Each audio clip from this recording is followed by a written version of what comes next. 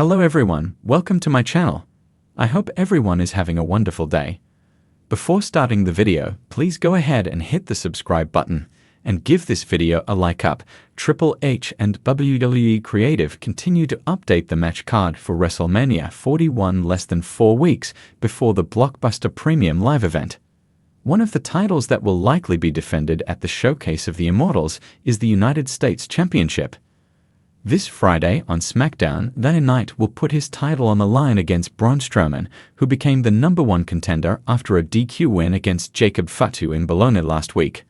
The match ended in disqualification after an interference from Tama Tonga and Solo Sikoa, who inadvertently cost the Samoan Werewolf the opportunity to get a title shot.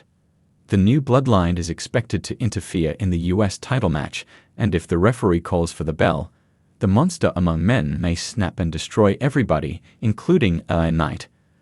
Braun Strowman could then turn heel for the first time since September 5, 2022, 935 days, and demand a rematch for the title at WrestleMania 41. Jacob Fatu could also rejoin the race, forcing SmackDown GM Nick Aldis to make it a triple threat match for the show of shows in Las Vegas.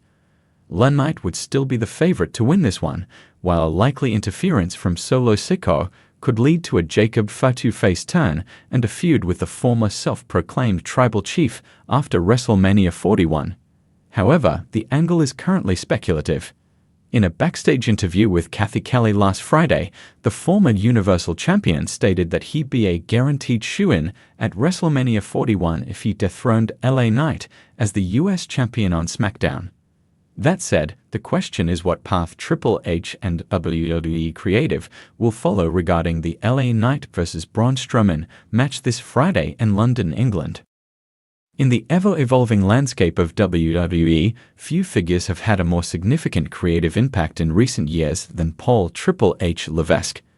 Since assuming control of creative in mid-2022, Triple H has revitalized long-term storytelling, rebuilt superstars' credibility, and leaned into emotionally driven narratives that peak at the grandest stage of them all, WrestleMania.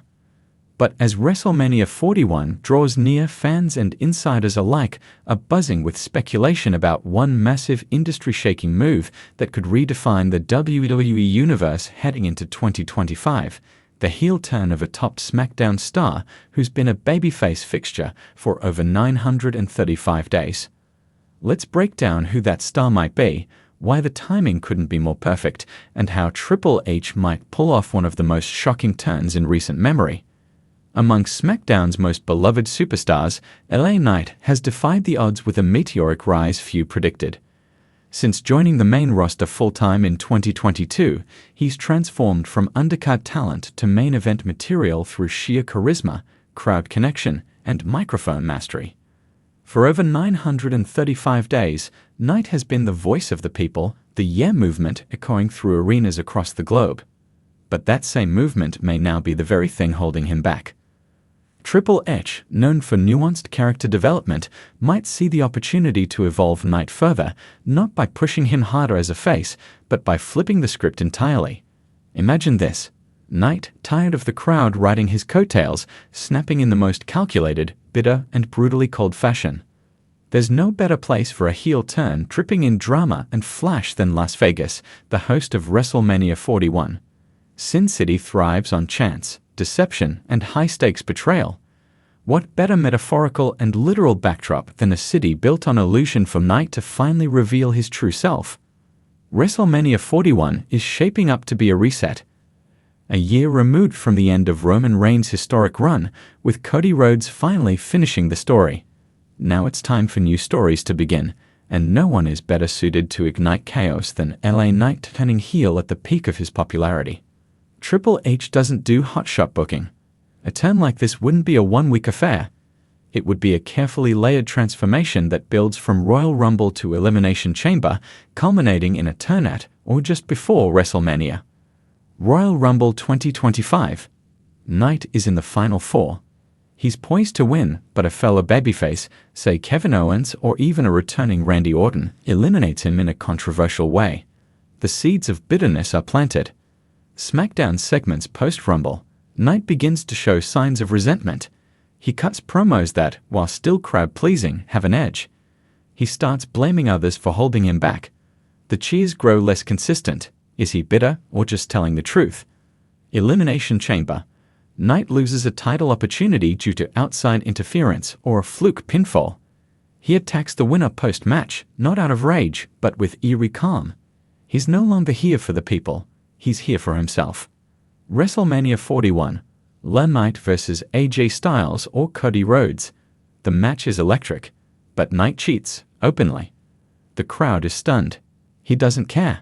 He low blows his opponent mid-match, hits the BFT, and then rolls out of the ring, laughing coldly as he walks out to silence. He doesn't just turn heel, he spits on everything the Yeah movement stood for. Post-turn, Knight could debut a new persona, one that mocks the crowd for ever thinking he cared.